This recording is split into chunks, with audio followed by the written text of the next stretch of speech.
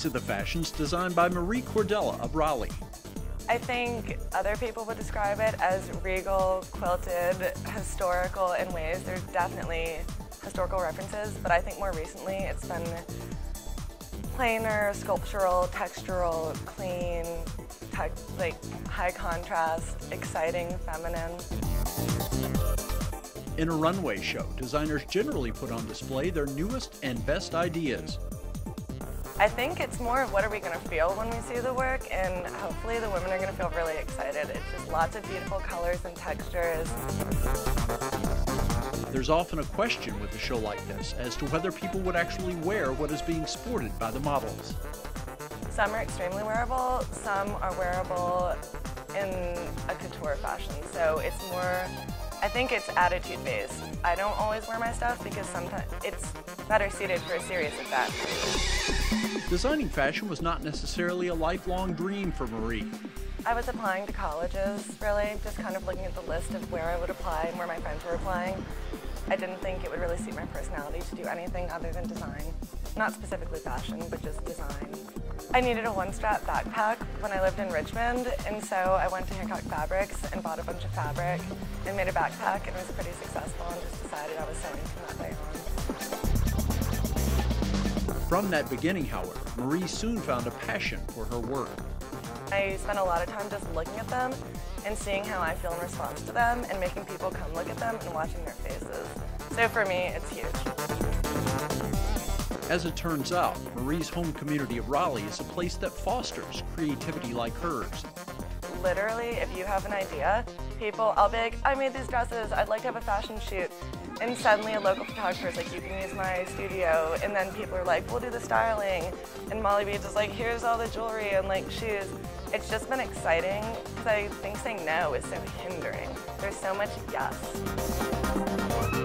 The 27-year-old is designing now, but she admits she doesn't know if she has found her life's work. I feel like people in 2011 switch careers, to be honest, multiple times. So I don't know, but hopefully, like, my love of textiles is real. Recently, Marie was one of 16 individuals in the Emerging Designer Competition at Charleston Fashion Week. She says just getting her fashion to the runway gave her a boost. When I applied and got in and saw who I was competing against, I just think it means, like, just positivity, kind of being grouped with such talented designers. For a young designer, such exposure has to be positive. It means kind of expanding my collection from out of Raleigh, where I kind of have my home base, into Charleston. It means meeting new people and networking, hopefully introduction to new information that will lead to new, conceptual ideas for new work.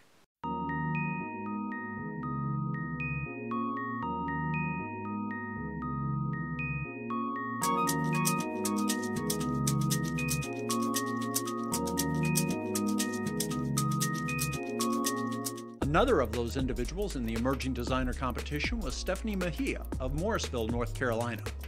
I've been working a lot in this collection and the ones I've made in the past. And for me to be here, it's a good sign that I'm doing something right and I am getting noticed. I think every designer goes through a phase when they think they're maybe not doing what's right with their designs and stuff like that. But I feel like with this, I feel like I'm getting something good out of it, just because I've gotten the attention that I wanted for so long. Stephanie's designs certainly have an edge to them, and that can be seen in what she put on the runway in Charleston. My line for this fall, it's all about kind of grunge, the rough girl.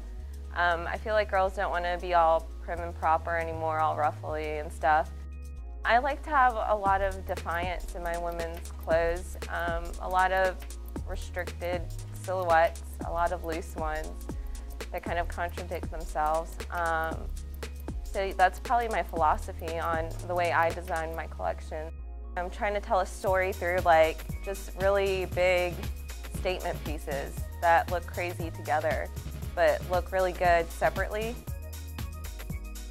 While the fashion might be pushing the limits, Stephanie also considered the wearability of the clothes as she put her line together. I stuck with the theme that I've evolved with, that whole rebellion, defiance kind of thing, and spun it more towards ready to wear, but still hold true to that kind of couture style I like. The people that like my stuff, they just really like fashion, and they don't care where they're going. They could go to the grocery store with it on. I mean, some of the stuff, yeah, it's kind of outrageous, but other pieces are kind of toned down, but it's just for that fashionista that doesn't really care. Fashionista might be a term used to describe Stephanie. After all, she does enjoy wearing her own designs. I feel I get attention for a good reason, not for a bad reason when I wear them. They're different and stuff, and I feel like people appreciate stuff that's different nowadays and not mass-produced.